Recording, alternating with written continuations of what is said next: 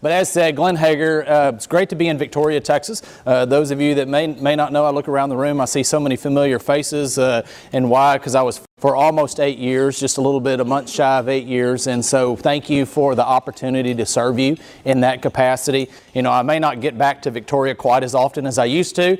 If you didn't realize, the 21 counties now, lowest it's in the Senate district. You know, the fact is at that time I had 19 and then 21. And let me just tell you, if anyone ever wants to run statewide, talk to me first, because 254 counties, Texas is a big state. It is huge. So I'm going to talk just a little bit real quickly just to kind of get a refresh. You heard of all the jobs, but I'll mention just a little bit about the agency. Talk really about the economy, just kind of where the state of Texas is going, where do we see the state of Texas is going. I don't know about you, but every day when I wake up, I thank God I get to call Texas home.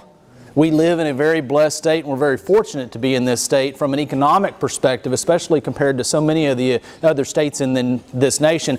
But if you look at the Office of Controller, you know, you heard all the different duties that we do, but flashback all the way to the days of Washington on the Brazos, and actually that's when the first controller of public accounts, I'm the 36th controller, but the first one was way back in the days of Washington on the Brazos when they were in that little room deciding, hey, we want to get away from Santa Anna's dictatorship, and somebody raised their hand. I jokingly say that person had the easiest job. Why? Because as you heard, we run the Treasury.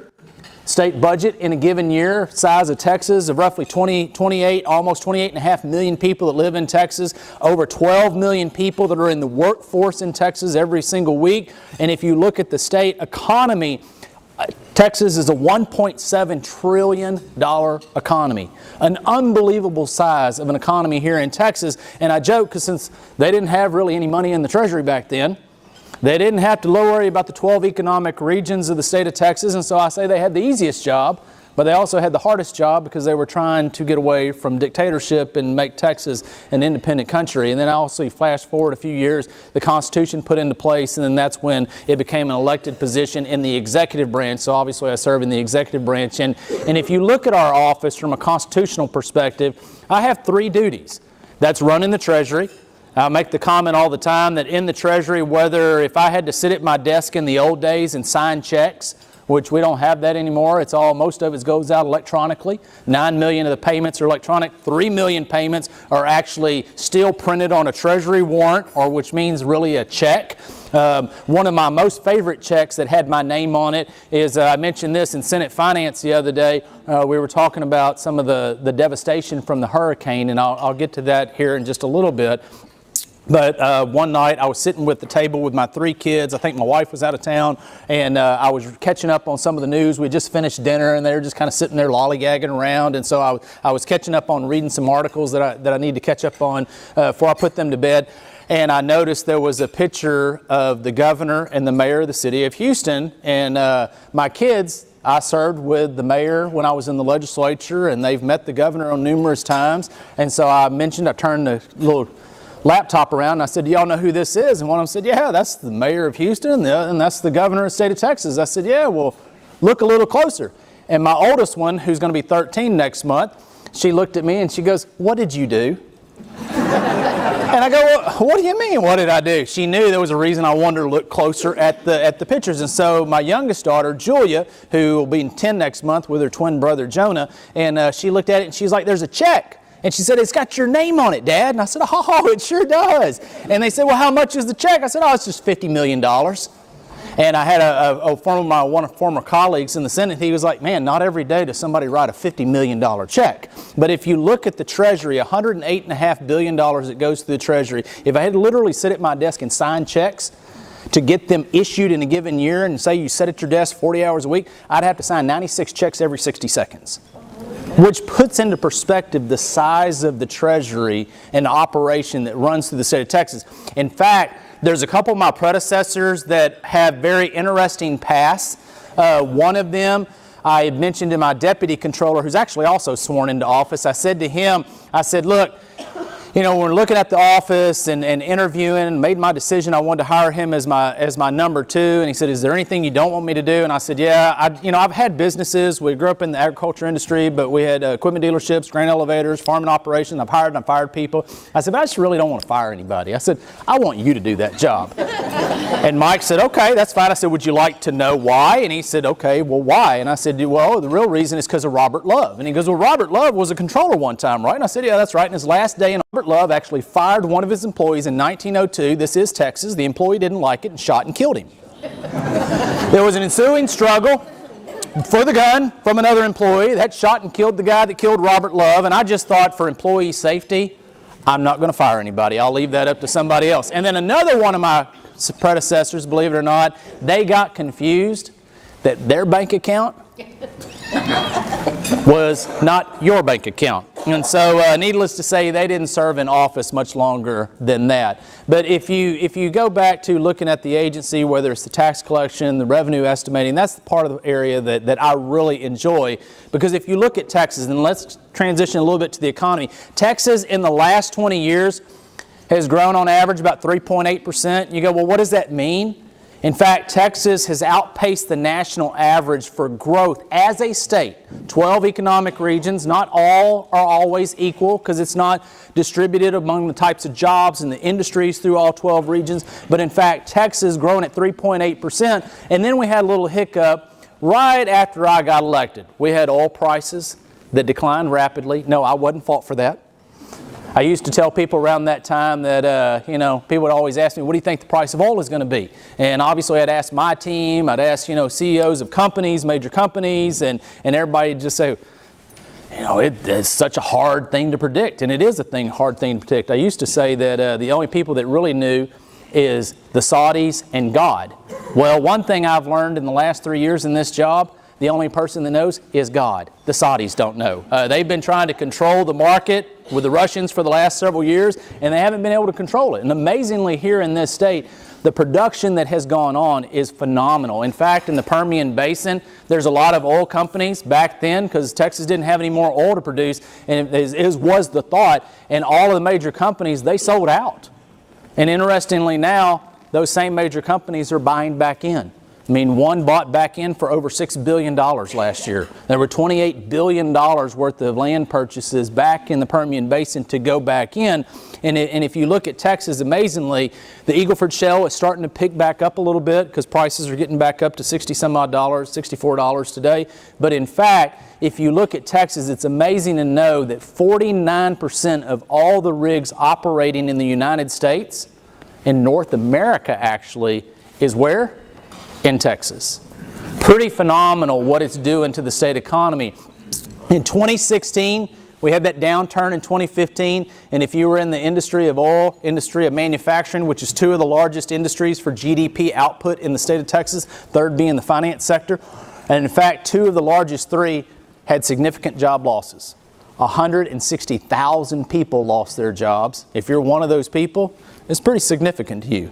A lot of businesses went out of. And if you look at Texas overall, as a state, that big 254 counties, in fact, Texas, we didn't have 3.8% growth. We were actually flat. Some regions grew, some regions did not grow, some regions significantly contracted.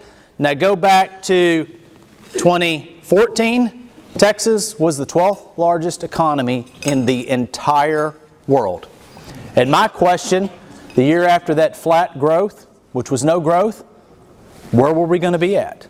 We were already larger than the economy of Spain, larger than the economy of Australia, larger than the economy to our southern border, Mexico. The question was, who are we going to fall down to?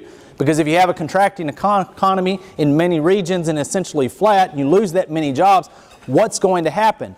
And in fact, Texas was no longer the 12th largest economy.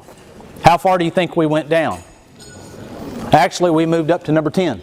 And you sit there and go, wait, I don't understand. You lose all these jobs, you're flat, how does that happen? Well, the simple answer is we didn't contract as much as other nations contracted. And so if you ask who'd we move over, I'm so glad that you asked me who we moved over. Now Jeannie's heard, Lois has heard, they've heard me in different speeches. The fact is we moved over an economy that's straight north of here, right across the border from the U.S. It's real cold. If you still can't figure it out, Canada.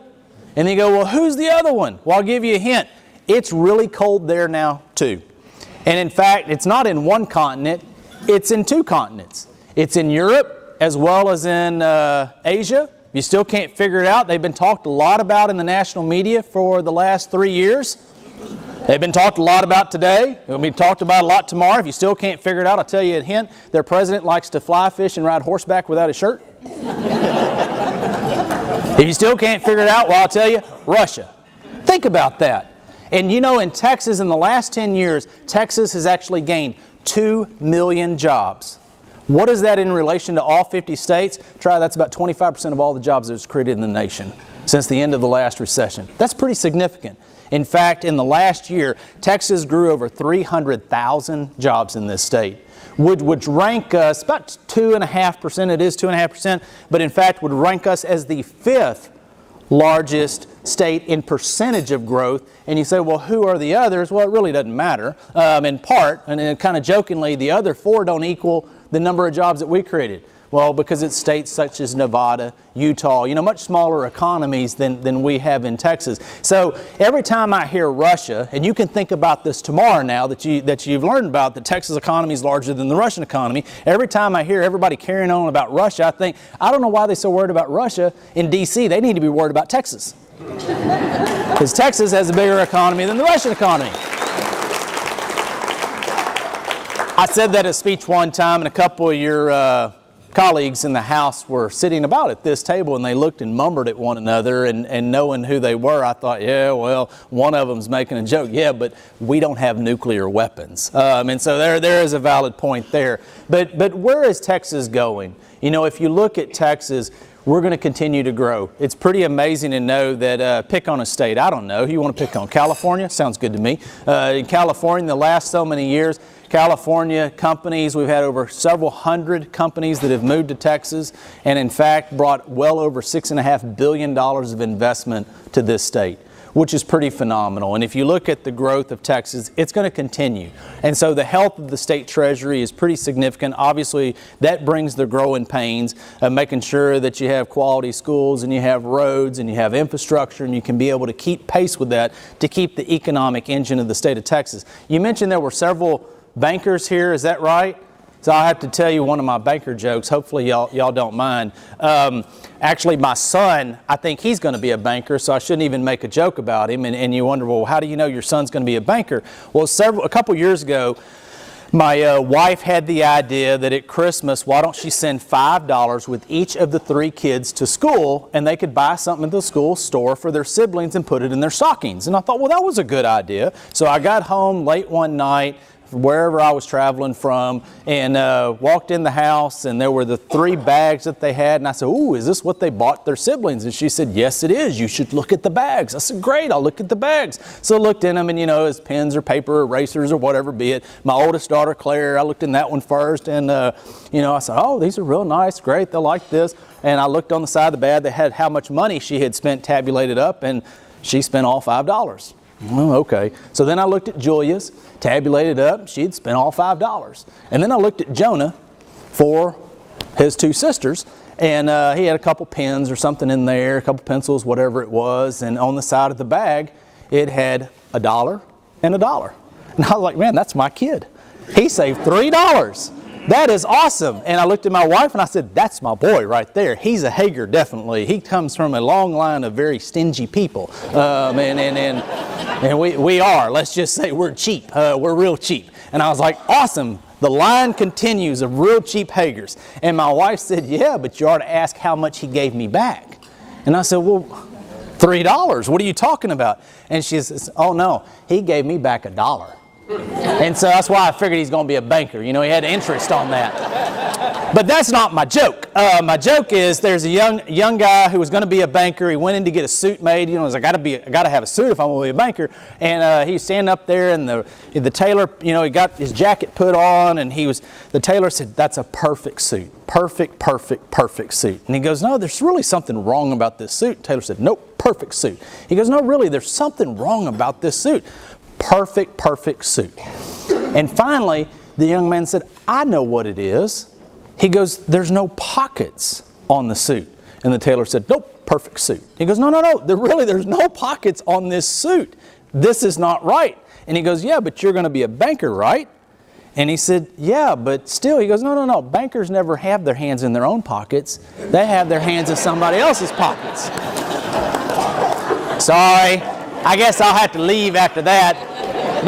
Maybe I shouldn't ask you guys for a loan next year, huh? So I guess I'll end that. But anyway, sorry. I've learned anything. I've been elected office for 17 years. That's why I have all the gray hair. I've given a lot of speeches, and I know, you know what, if anything else, you will not remember the economic numbers, but you'll remember the banker story. So I know you got to have a little bit of humor. But I'll just conclude with a couple of points. The last one that I'll mention, and then if you have any questions, I'm happy to open it up to questions, you know, if we have time. One of the last things I want to mention, because I always try to mention this point wherever I'm at, is that, and I spoke to leadership, Victoria, here a year or so ago, and I mentioned this, I try to mention to everybody, one of the things in our office, that one of the fun things that we deal with is if anyone has, they live in an area with a utility and they move, they have a utility deposit down, they forget to get their utility deposit down, that's called a sheetable property. In other words, it's their property, just the company couldn't find them. And after a few years, what do they do with it? They turn it over to the Treasury in the state where they live. And so that would be my office.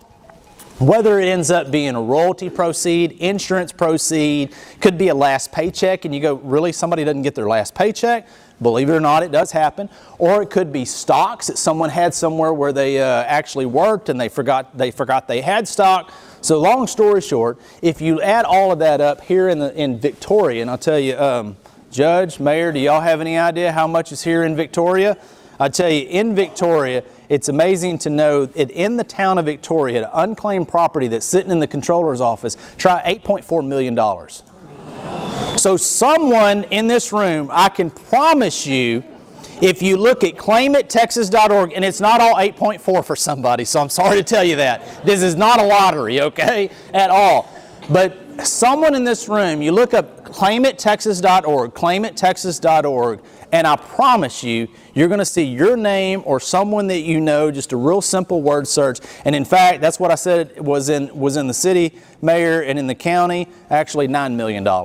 So those, if you don't live in the city, you live in rural Texas, you got money too. I mean, that's an unbelievable amount of money. I tell you, in fact, an interesting thing about unclaimed property is that a few years ago, I asked our Attorney General to sue the state of Delaware. And you think, well, what for? Well, the state of Delaware doesn't have a website to tell you about the money if you live there.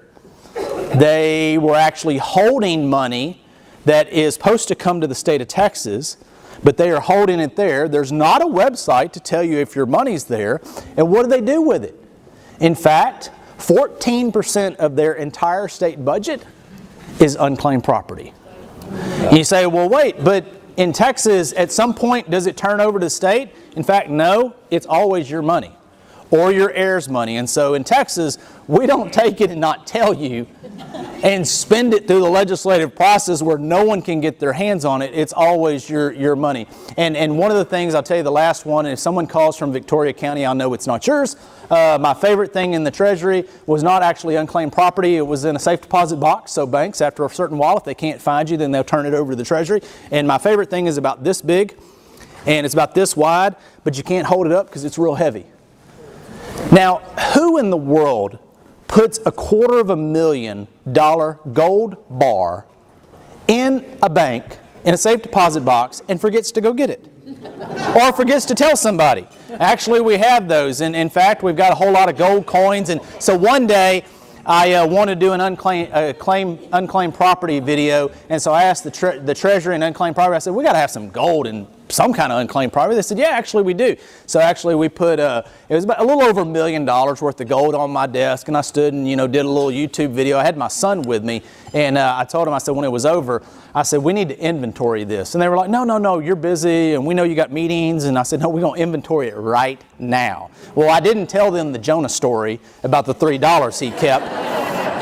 And I could just see when we were heading home that night, he was like, Daddy, look what I got in my pocket. I didn't want to be the other controller that took something away. So, I wanted to keep the job. But anyway, in that, so I highly encourage you, the point being is go to claimittexas.org, because I wouldn't be shocked if a numerous number of you did not have unclaimed property. It's a very easy process. The only time it's a more difficult process is if there are heirs involved. And I know in your family, everybody gets along, but in some families, people dispute a little bit. So we want to make sure we get all the facts and the numbers correct. So with that, if you look at Victoria, if you look at Texas, it's amazing to know. I was going to mention real quick on the hurricane. Thank you for what you've done to help people. I live west of Houston in the Katy area, so even though I'm in Austin for usually most of the week, we live in Katy. In part, my wife grew up there. I grew up north of there, just 20-something miles on our family farming operation. In fact, when I got elected this office, state constitution said that I shall reside in Travis County, essentially is what it said. And we talked about, do we move? Our family's here, our support network. The kids like it in Katy ISD. What do we do? And afterwards, my wife, as I mentioned, she's a very capable lawyer, very capable individual in her profession. And the day after the election, true story, I looked at her and I said, well, Dara, now we got to officially decide, do we move to Austin? Do we stay in Katy? What do we do? And she said, let me think about that. That Constitution says you have to live in Austin, right? So we still live in Katy. But, to go through what so many people went through, whether it's hitting in Port A, Rockport, moves up just west of here in Parks, a number of wind damage that was in Victoria County and west of here, and then moved back into the Gulf Coast and dumping rain, not just in the Houston area, but all the way over into East Texas. I mean, the number of people that were impacted by that hurricane is more than we've ever seen. And as I said to so many people all the time, because people ask me, what does that mean to the state of Texas? What is a hurricane like that? In fact, when we had Hurricane Ike, it cost the state treasury about $300 million, which is a significant amount of money. This one, it's going to be over $1 billion. But in fact, the first year of the hurricane, it cost the state in GDP production, because it's a time period where things stop working. But in fact, by year 2 and by year 3, it's almost hard for me to say, it's actually an economic boost because of the rebuild that's going on from the hurricane. But I constantly remind people that there are people that still have tarps on their roofs, people that have sheetrock that are tore out. There's businesses that are not open and businesses that will never be open again. And in fact, there will be small communities that will never recover from this, which is pretty devastating. It's amazing to know that here in Victoria, and if you look at from the sales tax side, just because, these numbers jump out at you. In October, it was essentially barely a little bit less than the October the year before. But in November, it was up 22% than November the year before. December, it was up 37% than the year before. And then actually January, it was 15% higher than the year before. And a lot of that is the rebuild effort. But it's also in part because oil and gas is upticking again, and a significant increase in production is going on in this state, which is very strong and very healthy. And so, I just want to say thanks for those that got involved and helped. I used to make jokes a lot, and people would say, what do you think about border security? And I said, I think we need to put a damn wall up along the Sabine River. Keep those Cajuns over there. But I don't talk about my Cajun friends no more. They can come anytime they want to. It's just amazing what people did to help each other out was really phenomenal. And for myself in Katy, we're 60-something miles from the coast. I never thought I'd hear airboats in Katy. That's a pretty eerie feeling when you wake up at 4 in the morning and you go, what is that? And right behind your house is literally a raging river because it has rained so much, and we were blessed that we didn't have damage significantly, but as it goes down, you just know it's going into the people that you go to church with, or your kids go to school with. In fact, in our church, we got about, let's say 1,200, 1,400 people. A third of them had to evacuate. That's pretty significant. You know, now it ends up being about 60 that had their homes destroyed. I had 20 employees that had home destroyed because we have offices scattered throughout the state of Texas. So it's significant. So I just want to make the point, even though the state will recover from that, there's still the human element that is significantly impacted. But y'all all know that being here, but I'd be remiss if I didn't mention that. So I just want to say thank you for letting me be here.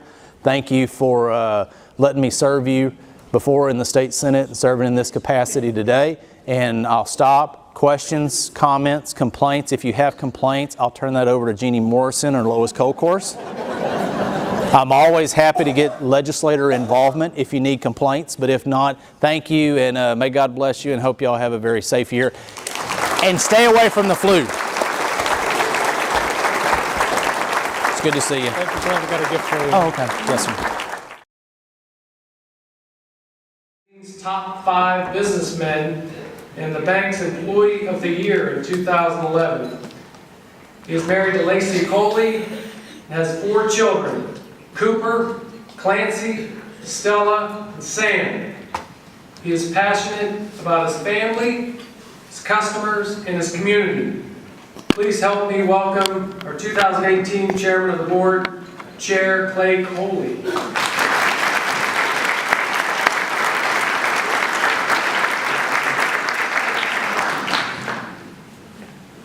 I got a little bet with Tom to kind of set a precedent for Randy and upcoming, see if we can get out of here by 9 o'clock. Randy always sets that standard that we're going to try and get out of here by 9 o'clock, but he never does. So we're going to try and make this as quick as possible. I'm very proud and very humbled to be this year's incoming chair. You know, as I pondered a topic for my speech, I began to reflect a little bit, you know, what led me to this position, to this exact moment. How did I get here? You know, and what I found as kind of a common theme in my life was the presence of great people. Great people that I have learned from. Great people that have presented me with opportunity. And a lot of great people that encouraged me along the way. You know, and I could probably stay here all night and beat Randy's record and tell you all the great people in my life that helped me achieve success, but I'll spare you, and we'll just talk about a few, okay? First, I want to talk about, just at an early age, my parents, Jim and Carol, who taught me the difference between right and wrong, the value of work ethic, responsibility, honesty, and integrity. They built the foundations. Many coaches and teachers along the way taught me to strive for more, that success takes practice, time, and effort. They showed me what it takes and how to do it. Many of you may not know that actually my wife, Lacey, she actually helped me get the job at the bank. You see, at the time she was working for the school in Edna, and a friend of hers, a co-worker, her husband was actually looking for a lender in Louise, Texas. And I still work for that same bank, the friendliest bank anywhere. All due to my wife. You know, Lacey and my 4 children are my daily opportunity to succeed and encourage me along the way. Not only in my job, but in life as a husband and a father. Did I mention patience? Spouses and children provide ample opportunity to learn and practice patience. At my time at the bank, I've been presented with countless opportunities. I've been encouraged by 2 great leaders, Kenneth Stockton, the president of our bank, and Chip Jenkins, the CEO. See, in 2003, I got a call from Chip. Chip said, and it kind of give you a little bit of perspective and background. At the time, I was managing a branch in Keynote, Texas, and we were in the process of a new construction. We were just about finished with that build, and I get this call from Chip, and he says, "Hey, guy, how's it going? You're doing such a great job in Keynote. I want you to drop everything that you're doing and everything that you know, and let's build a branch in Victoria." And my response was, "When do we start?" I got a very, very similar call from Shiloh Money not that long ago, and he said, "How would you like to serve on our chamber board?" Again, my response is, "When do I start?" And which brings us to this point and in this moment right here. In my story really lies the essence of what the chamber is all about. You see, no one achieves success alone. There are always those along the path that help us achieve, that help us be successful. You just have to be present and aware enough to recognize the actual moment. For those that have been a member for quite some time, I encourage you to mentor, to teach, or to simply make an introduction. For those that are newer to the chamber, I encourage you, or newer in your career, I encourage you to meet somebody new. Try and meet somebody new tonight. Get involved in the chamber. Because if you stop and you look around the room, I promise you, we are surrounded by great people. And if you let it, this could be your moment too. I want to thank you for coming tonight, and I hope you all have a blessed 2018. Thank you.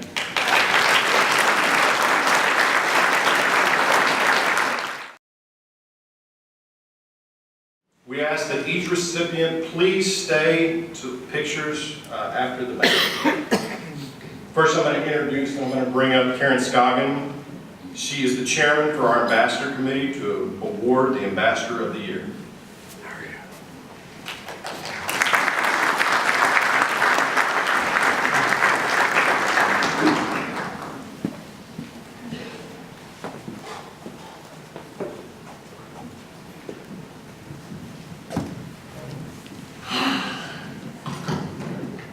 Need to talk to everyone one-to-one. Nobody let Randy know I got on his stage during the banquet. He'll have a heart attack. This was a wonderful year for ambassadors. It has been outstanding. We have 87 members.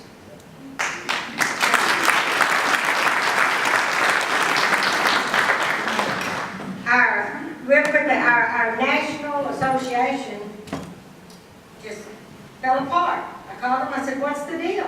We're not going to have a yearly meeting?" They said, "No, we don't have interest." I said, at that time, I said, "We've got 75 members here." And they said, "My gosh, we've never had that many at a national convention." So, if you see an ambassador, really pat them on the back. At this time, I'd like for all the ambassadors that are here tonight, please stand and be recognized.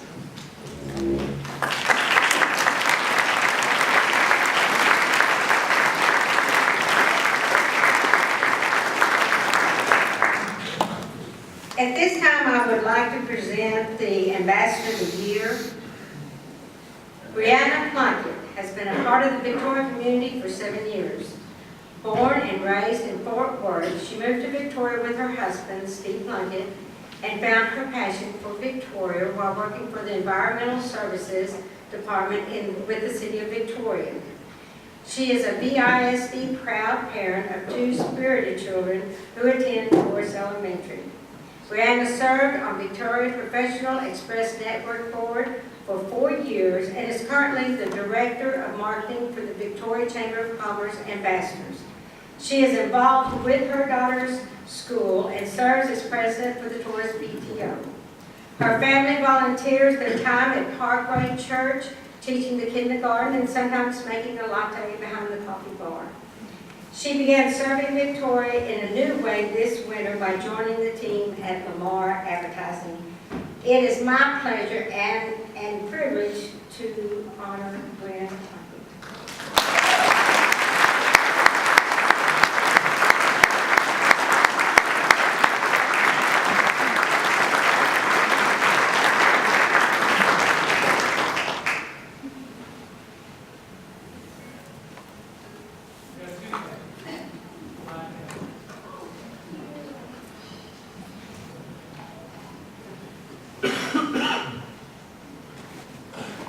Next is the Small Business Partner of the Year. Our Small Business Partner of the Year was founded in 1948 and was remained a family business to this day. The owner started the present company with 3 employees. The owner's son-in-law came to work for the company in 1949. In 1965, they moved to a second location in Victoria, and 5 years later, more family joined the operation. The present owner went to work for the company in 1972 and eventually bought out his parents in 2004 and moved to their present location the same year. This is truly a family-owned success story in Victoria. To say their business is about the land is an understatement indeed. The majority of their business is working with farmers and ranchers of this area. For the Victoria Chamber of Commerce, their support is highly honored. Their support allows events like this one tonight to happen. Steady leadership and generational pride are what I see when I look at tonight's recipient. Sheriff Kubota has been a strong family-owned business in this community for almost 70 years. They've evolved from an automotive repair shop to the large enterprise which we see today, serving their customers with great service and products during that time. Please help me in recognizing Sheriff Kubota as the Victoria Chamber Small Business of the Year.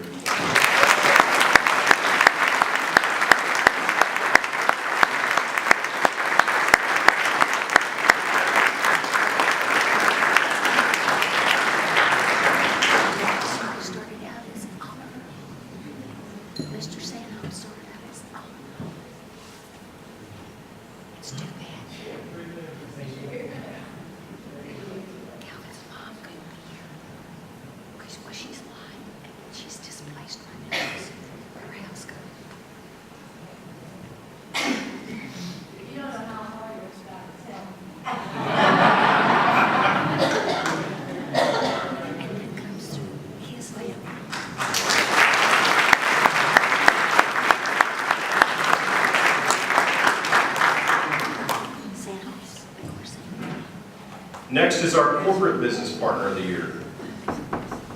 On May 11, 1935, President Roosevelt signed an Executive Order 7037 that established the framework that started our honoree.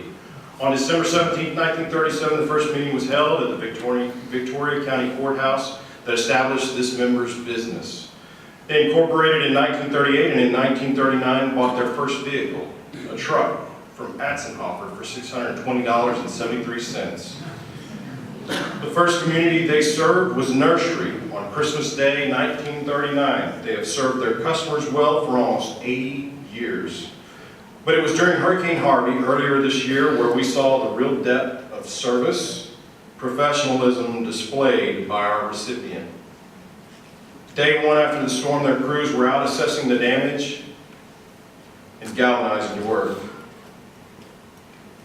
Harvey made landfall and began devastating the Victoria area on August 25th. Through the dedication and commitment of our honoree employees, management, manning, and their help of their partners, they were able to restore service to 95% of their customers by September 5th. Over 21,000 meters. Their service, the Victoria Chamber, is steadfast. We have honored to present the Victoria Chamber Corporate Business Partner of the Year to Victoria Electric Co-op.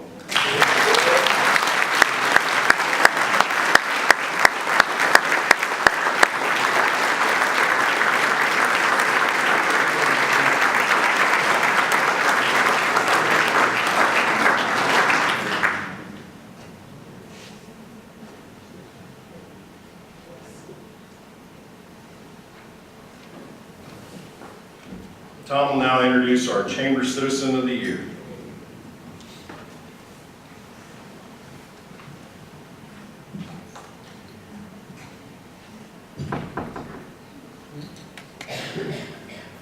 Our final award this evening is a first for our Chamber. During Randy's tenure, we have never given this award posthumously. But as you will see, our recipient this evening is more than deserving. Tonight's recipient was not born and raised in Victoria. In fact, he never lived in Victoria. But the impact he had to our city in this great state of Texas is still felt today. He was born in Amarillo, Texas, made his home in Austin. He lived his life through his passions. Passion for his profession, his family, his friends, fishing, hunting, cooking, cycling, and college sports. Our recipient spent nearly 2 decades working from behind the scenes at the Texas Capitol, never wanting the limelight. His professional accomplishments include major legislation that not only affected Texas, but the whole nation, which is not happenstance. He achieved what few people have because of how he treated people. No matter where you stood on an issue, he treated you with respect. He would not have it any other way. If you were one of the people he spent time with, you were better for it. His laid-back demeanor, personality, and his smile, ranging from a wry grin to a big smile, were infectious and made you want to spend more time with him. No, he is not from Victoria, but he was a Victorian. He served us with passion and professionalism. He loved us as much as we loved him. His life and legacy bettered our community and our state. Please help me recognize the Chamber Member of the Year, the late Justin Unruh.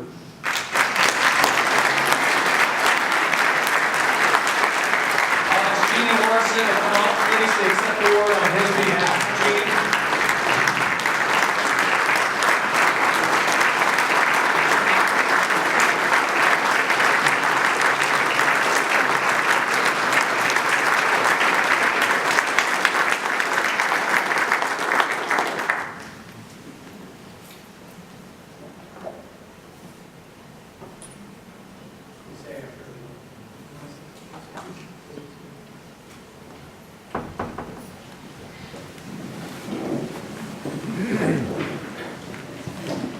Thank you so much. Luckily, Randy had told me this was going to be happening, so I wasn't going to be totally surprised, but my friends at my table did not know.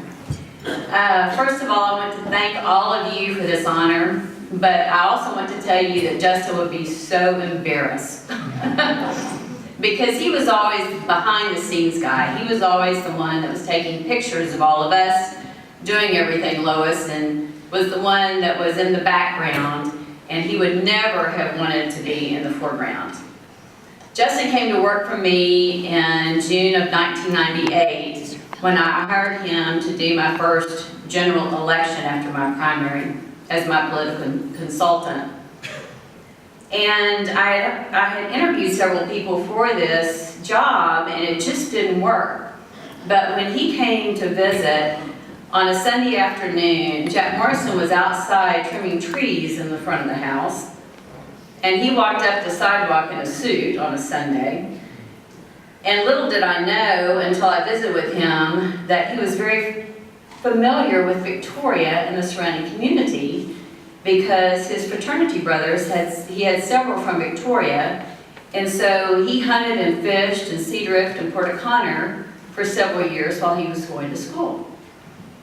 And so we talked and visited, and I knew many of his fraternity brothers' families. And so I hired him that June, and we did our general election, which was a very tough race, and won. So his first session was in 1999 as my chief of staff. And he worked for 7 sessions from 99 to 2015. I'm sorry, he worked from 99 to 2015. And for 7 sessions, I chaired a committee, so that was a whole new deal that he worked on. He was very savvy with politics and policy, and that's not always the way it is. Usually people have one or the other, but if you have both, that is a really big gift. He was so proud of all the things we worked on. We worked on higher education when I chaired it in 03 through 07, and made a lot of higher education changes, and that was a wonderful time.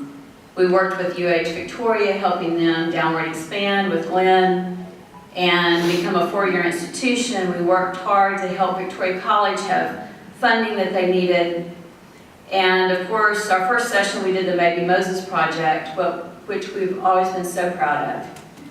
But I think one of the things that was really a highlight for him, because he was such a person that loved the outdoors and fishing and hunting and all of that, was when we worked with the appropriations chair to get the funding to open up Cedar Bayou. Because down in Aransas County, the fishing had really been abysmal for a while. And so we worked to get that funding, and it opened up Cedar Bayou that had been closed since the 70s.